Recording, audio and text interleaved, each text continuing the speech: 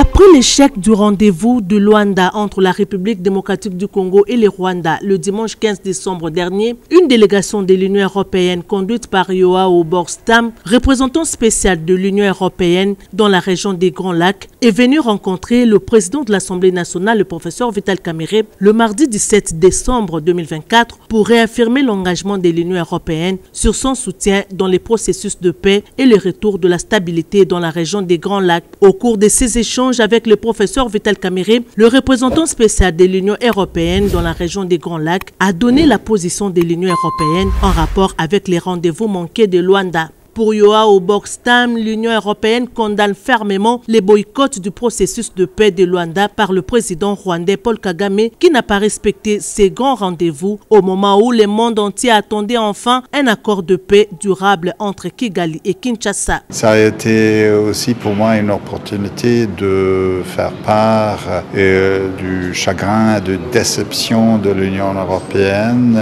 par rapport à ce qui vient de se passer à Luanda ce week-end. J'ai aussi réfléchi sur le plus grand respect qu'on partage avec la République démocratique du Congo pour les efforts de la médiation angolaise. Et j'ai aussi souligné l'importance que les leaders respectifs restent fermement engagés dans un processus de paix. Les peuples de la région méritent tous des chefs de gouvernement et chefs d'État avec un sérieux engagement pour la paix et pour la stabilité dans la région. J'ai aussi fait part auprès du président de l'Assemblée nationale de la position très ferme de l'Union européenne, c'est-à-dire il faut que les troupes rwandaises présentes sur le sol